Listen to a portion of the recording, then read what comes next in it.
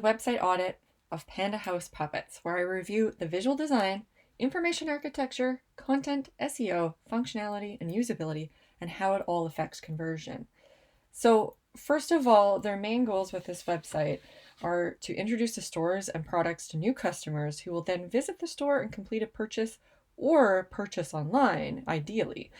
And the second is allowing repeat customers who already know the product lines to easily purchase online.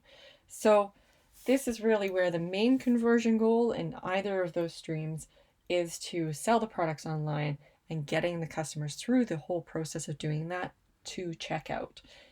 Or, to get people to visit the store and buy in store or phone for their orders.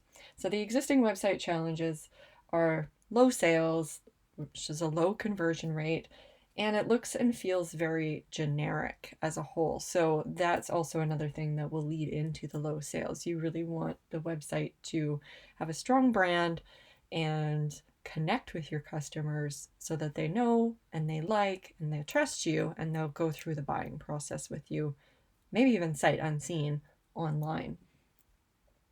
So first of all, your homepage is the most important page to quickly and clearly tell people what you offer and how it serves them. And it really should establish your brand and be a teaser menu into the various areas of your website. So we're going to start with a visual design, and it's really important that the branding and the website are consistent, which presents a professional appearance and builds that trust factor. So first thing I will point out with this, right off the bat, you can see this. This is a fresh load of the website. First thing is we're hitting people with a message. Now I'm just reading this now. This is it's saying it's the only puppet store and kids market, a playground for imagination. It's got a bit of a intro sentence, or, this kind of tells the brand promise of well, what is this store about? And I think this could actually be, instead of a pop-up, this should actually just be integrated into that main hero section or feature section, that first screen on the website, so that you're not having to click through this. Because at first, when I first loaded this, I thought this was just a subscribe to our newsletter pop-up, which those are really annoying as the first thing. So pop-ups in general are annoying as the very first thing. So this is something I would eliminate the pop-up and actually just incorporate this content right into the first bit of the page, and then you scroll through. So you're not having to do this weird go to site, which is already behind this pop-up, or have to find the X and close this. So I would actually just make that content part of this screen. So visual design, we're going to start here with the overall is that I do find this fairly generic of a template.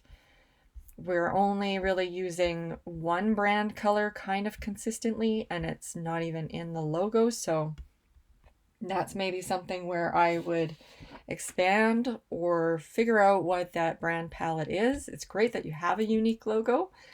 I would definitely expand the brand color palette and then integrate that more thoroughly and consistently through the entire website, basically from start to finish. So right now we're only using the one color. That's one thing.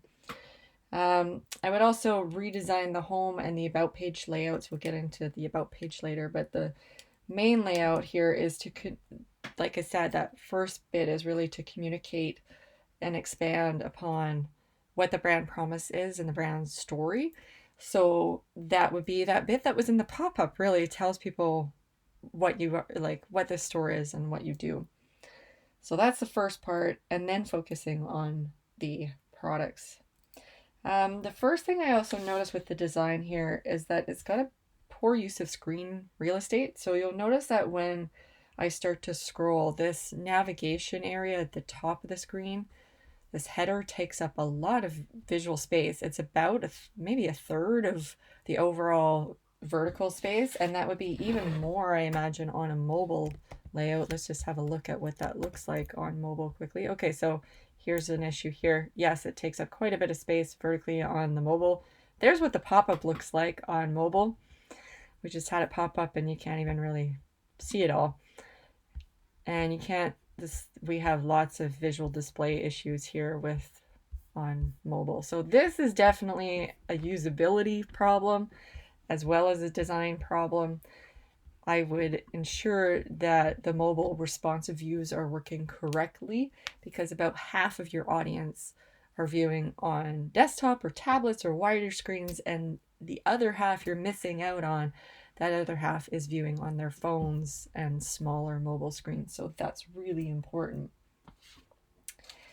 And that alone could actually account for a low conversion rate. If it just navigating the website is virtually impossible on a phone, people are going to just hightail it out of there. They won't explore the rest of the site, nor will they get as far as going through a checkout process.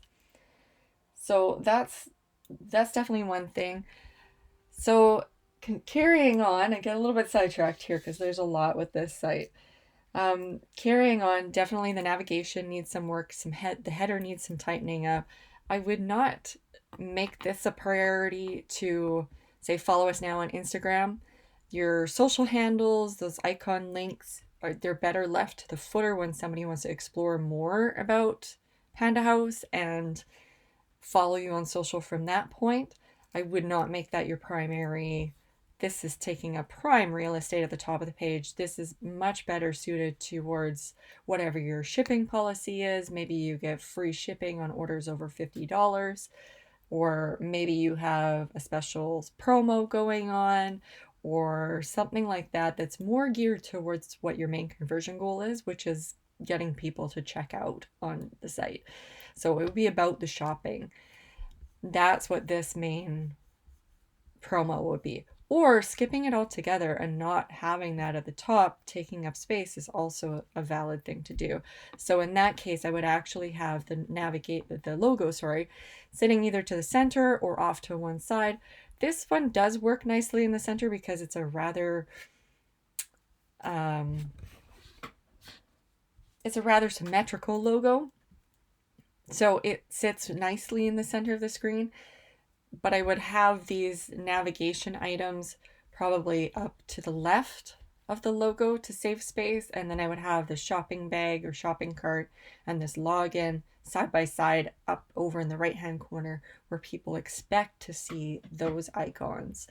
So again, this just would tighten up that navigation and logo bar. And then the other thing, there's one nice feature of this, which is as you scroll, the navigation stays at the top. They call that a sticky navigation. This is useful so that the navigation is always available no matter where you are in the website or where you are on any given page. However, what I would do is make sure that that navigation is a shrinking sticky navigation. So as it sticks to the top of the screen and stays there, it actually shrinks down in visual height so that basically you would have just an icon version of the logo, and then you'd have your main navigation items and your shopping bag. You wouldn't have all of this taking up a bunch of space. So that leaves more space for seeing the products on any given page and for reviewing the content as well. So it puts more focus on the content, which is what you want. Now, the other thing to do with the design and the layout, I feel like we have some fonts that are maybe not necessarily cohesive. So that's something else, is I would just make sure that we're looking at our typography really well. Okay, here's something else I just noticed. This is an inconsistency between this sort of logo here and your main logo here. So again, this touches back on the branding. I would make sure that the branding is very consistent. You're using the same logo. You're pulling that branding right down to the end of the page into your footers. This is good that you're using the footer for the contact information. I'd be adding the social media stuff down here too. And just really making that consistent all the way down the page. And reinforcing the brand to the end of the page as well. Okay, so the other thing I had noticed, I think before, just in terms of navigation. So this now leads into the information architecture. So this is how the content is structured and how it's navigated. The logo links to home, which is the standard functionality. That's what I would expect. That's good. That means that you can actually eliminate this home button. And I would maybe refocus or rename the navigation items here. So instead of just saying brands, because that leads me as a prospective viewer on this site, I would think brands are just, it's just going to articulate what you have in store. It doesn't actually tell me that you can shop online. So I might change that to shop by brand and then have the list of brands underneath that. I might also have a different way to shop. So that might be shop by theme or shop by age. Perhaps certain puppets are more suitable for very young children versus like the 6 to 7 year old bracket. So that's something else, is just other ways that your customers might want to be looking for and therefore finding the correct products that suit their goals and what they want.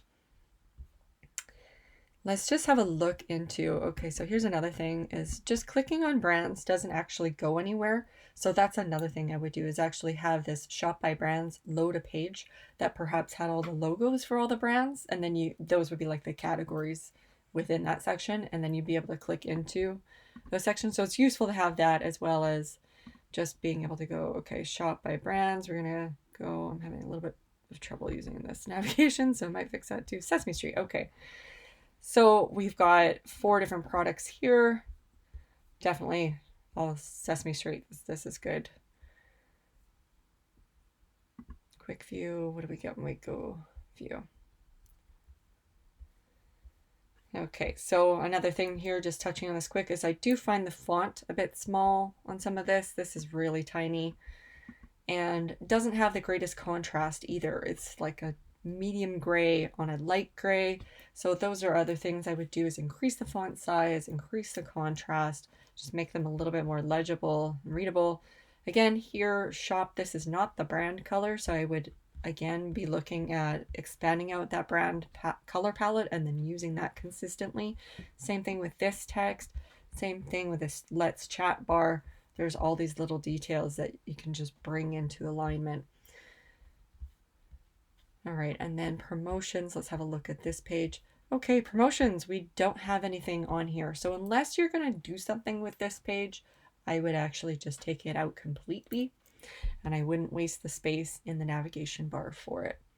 Now, here's something interesting. We have more things in the navigation bar, but because it's this odd little tab of more, and then you have to click into it, by eliminating home and eliminating promotions and changing this to shop by brand, we freed up a lot of space in the navigation bar. So you could actually then have our story available at a glance. Now, the other thing with making the website more mobile responsive, meaning that the page content and everything can flex, it also means that the navigation will flex, and so you'll have a bit more available space to show all of the navigation options. Our story, this is really great that there's something more. This is the equivalent of an about page. Now, the about page is the most underrated page on a website, but statistically the second most visited, because people are trying to figure out who you are and what you stand for. And the about page is a really great opportunity to build that know, like, and trust factor. And people connect with small businesses, especially because people connect with people. It sounds so obvious, but this is really great that this page exists on this site. I might also include some photos and make it a little bit more visual.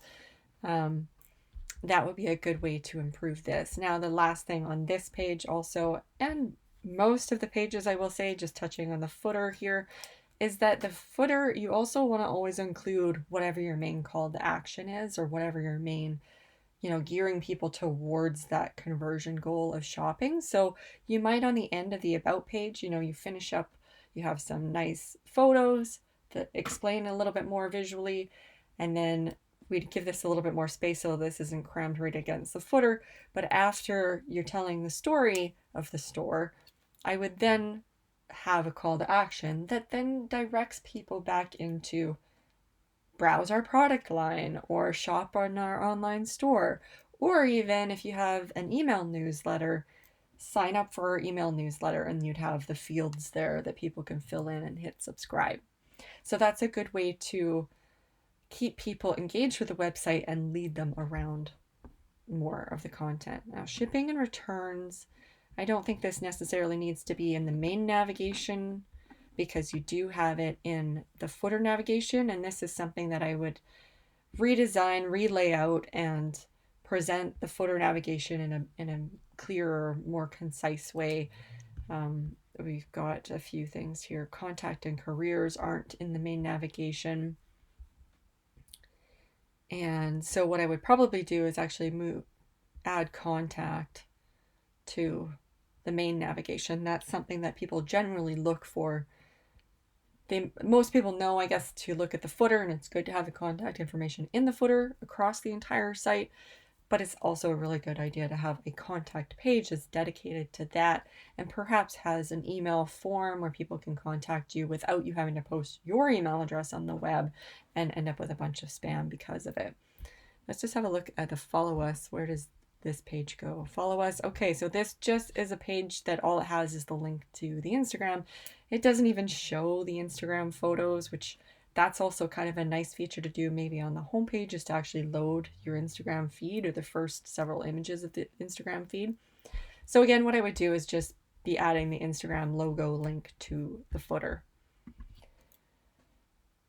Okay, so we're going to go back to the homepage and we'll do a little bit more of a audit of the design here.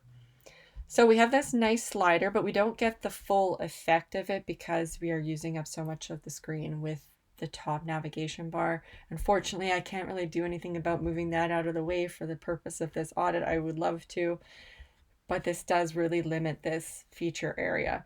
It also feels like it's very just sort of plunked here. It doesn't feel integrated into the design of the site so much.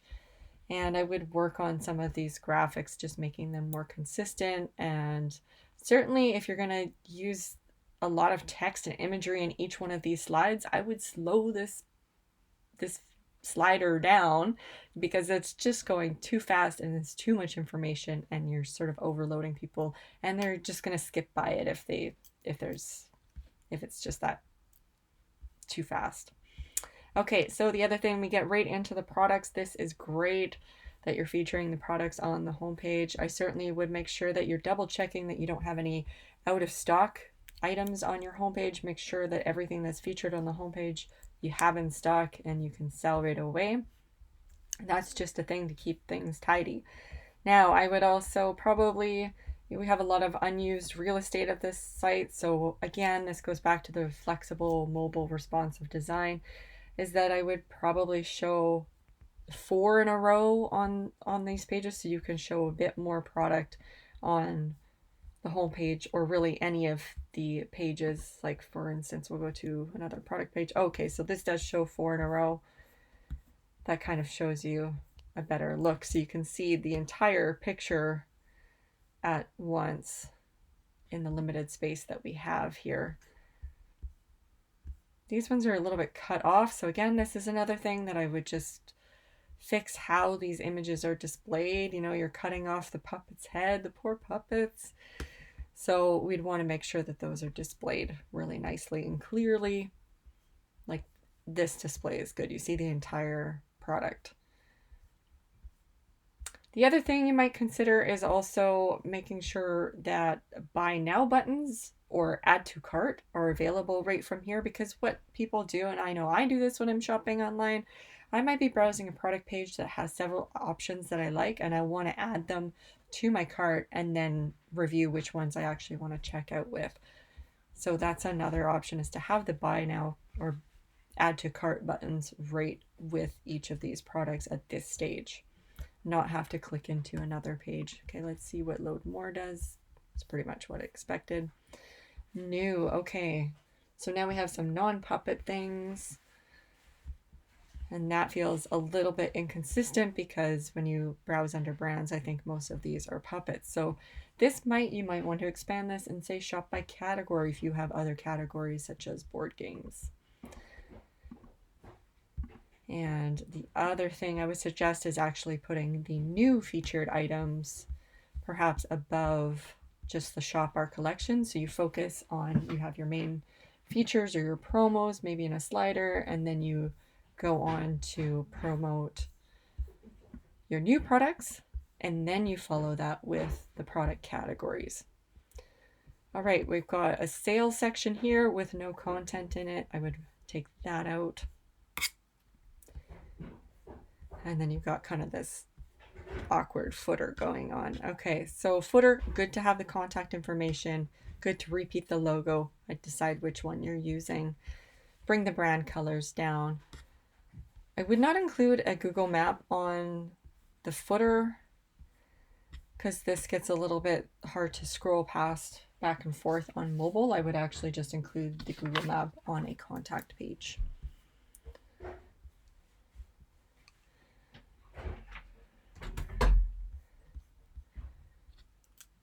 All right, and then we're going to touch on